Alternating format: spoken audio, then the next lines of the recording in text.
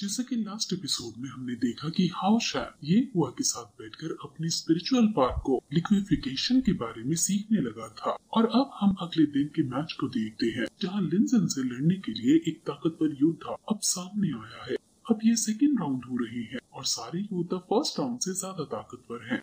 अब ओपोनेंट जब लिंजन को देखता है तो वो लिंजन की सुंदरता पर मोहित हो जाता है, लेकिन फिर भी एटीट्यूड दिखाते हुए कहता है कि तुम कहीं अपनी सुंदरता के मारे ही तो यहाँ नहीं आ गई हो। तुम मुझसे उम्मीद मत रखना कि मैं तुम्हारे सुंदर होने की वजह से तुम पर रहम करूंगा। लिंजन को गुस्सा आ जाता है और कहती है कि आखिर रहम दिखाने को कहा किसने है तुम्हें। अब मैच स्टार्ट हो जाता है और लिंजन अपने बीस को बुलाती है और उस पर बैठकर लड़ने को तैयार हो जाती है। ओपोनेंट भी अपने पीस को समन करता है और उसके पास आइस एट्रीब्यूट है जो कि काफी शक्तिशाली है। सभी को उसकी पावर देखकर लग रहा होता है कि उसका पीस जरूर बहुत ताकतवर होगा और वो पीस था भी एक बहुत दिखने में खतरनाक पीस, लेकिन वो साइज में खरगोश जितना ही था। ये देखकर लिंजन के साथ सभी काफी हंसने लगते हैं और लिंजन तो ये तक कह देती है कि इस बीस ने शायद तुम्हें पाल रखा है, तुमने इसे नहीं। ओपोनेंट कहता है कि भले ही मेरा बीस्ट अभी बड़ा नहीं हुआ हो, लेकिन अब तुम्हें मेरा मजाक उड़ाने की कीमत चुकानी होगी। वो तुरंत अपने बीस्ट को अटैक करने को कहता है और वहाँ पर फिलहाल तूफान आ जाता है, लेकिन लिंजन बिना डरे आगे बढ़ती जाती है और तभी उसकी आंखों के आगे से ओझल हो जाती है।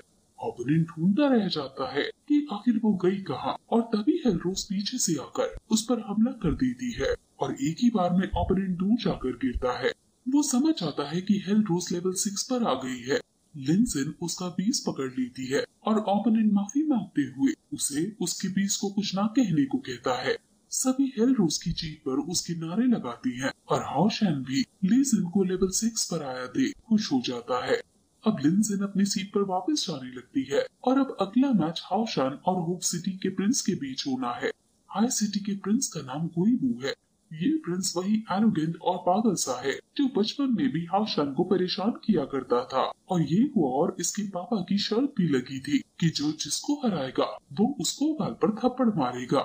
इसलिए हाओ शैन के लिए ये मैच जीतना बहुत जरूरी है। और हाओ शैन जब रिंग में आने लगता है तो उसके पास से एक वॉरियर गुजरता है और उनकी रिंग जब आपस में एक दूसरे के कांटेक्ट में आती है तो वो ग्लो करती है और वो वॉरियर समझ जाता है कि ये जिंगियो का डिसेंडेंट है। अब पागलपंती करते हुए प्रिंस भी रिंग में आता है और हाओ शैन से पूछता है कि आखिर तुम किस तरह से मरना चाहोगे। हाओ शैन अपनी तलवार को निकालता है और अपने वही वाले पुराने अटैक को यूज करने के लिए ड्रैगन को फिर से समन करता है, लेकिन प्रिंस बिना डरे अपने डेमन बीस्ट को समन करता है और अपने पापा की सीख को याद करता है कि उन्होंने कहा था कि हाओ शैन इसको सिर्फ 3 मिनट तक यूज कर सकता है, मैक्सिमम 4 मिनट्स ले जाएगा, लेकिन उससे ज्यादा नहीं, क्योंकि उससे ज्यादा ले जाने पर उसकी स्पिरिचुअल पावर पूरी तरह से ड्रेन हो जाएगी। इसलिए तुम्हें बस 4 मिनट तक हाओ शैन से दूरी बनाए रखनी है, क्योंकि ये अटैक इसका दूर वाले ओपोनेंट पर यूज नहीं किया जा सकता है।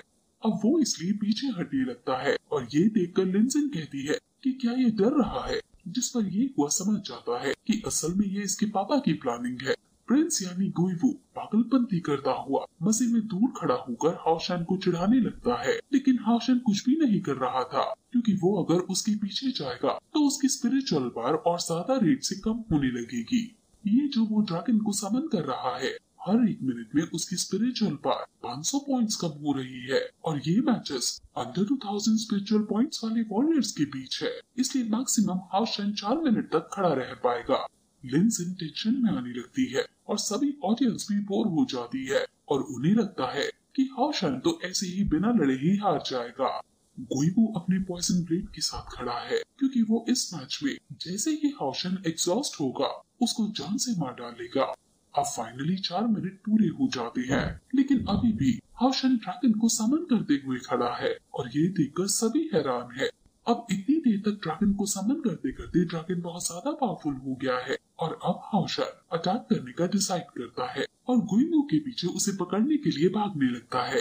गुइवू उससे दूर भागने लगता है क्योंकि उसे लग रहा था कि कुछ ही सेकंड्स में हाओ शैन खुद ही हारने वाला है, लेकिन हाओ शैन उसके एकदम सामने आ जाता है और होली स्पिरिट स्टोव का यूज करके उस पर अपने इस अटैक से हमला कर देता है और इस हमले से वो अपने बीस समेत दूर जाकर गिरता है।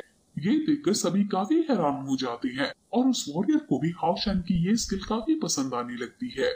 अब हाओशन जीत चुका है और सभी खुश हो रहे होते हैं, लेकिन गुइवू के पिता कहते हैं कि हाओशन ने चीटिंग की है, इसके स्पिरिचुअल पॉइंट्स 2000 से ज्यादा हैं और इसलिए ये इतना लंबा टिक पाया है। एल्डर्स को भी शक होता है और वो रेफरी को हाओशन के स्पिरिचुअल पॉइंट्स चेक करने के लिए भेजते हैं और उसके स्पिरिचुअल पॉइंट्स 1807 निकल कर आते हैं, यानी हाओशन ने कोई चीटिंग नहीं की है। गुइवू का पिता गुस्से में ये हुआ के पास आ चुका था और वो रेफरी की बात सुनकर हैरान हो जाता है और कहने लगता है कि आखिर ये कैसे पॉसिबल है। ये हुआ कहता है कि तुम शर्त हार गए हो। वो कहता है कि क्या तुम मजाक कर रहे हो? क्या तुम सच में हुक सिटी के राजा को थप्पड़ मारोगे? अगर तुम मुझे मारोगे तो तुम्हें पूरे शहर के गुस्से को झेलना होगा। कोई नहीं, तुमने मेरे से बदतमीजी की थी इसलिए मैंने शर्त रखी, लेकिन मैं तुम्हें माफ करता हूँ। ये सुनकर ये हुआ तुरंत गुस्से में वहाँ आसपास एक बैरियर बनाता है और उसको जोरदार थप्पड़ जड़ देता है। कोई भी शील्ड की वजह से इन्हें नहीं देख पाता। ये हुआ कहता है कि रिजल्ट तुम्हारी आंखों के सामने है।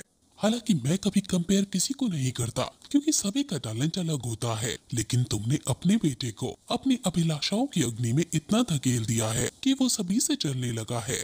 हाओशन भी अब उसको थप्पड़ मारने के लिए आगे जाता है और वो डरने लगता है, लेकिन हाओशन उसे बिना कुछ कहे ही आगे बढ़ जाता है और उसके पिता को उसकी गलती अब समझ आ जाती है। अब एल्डर हाओशन का इन्फो पढ़ते हैं जिसके पास असल में रिंग ऑफ हेरिटेज की शक्ति है।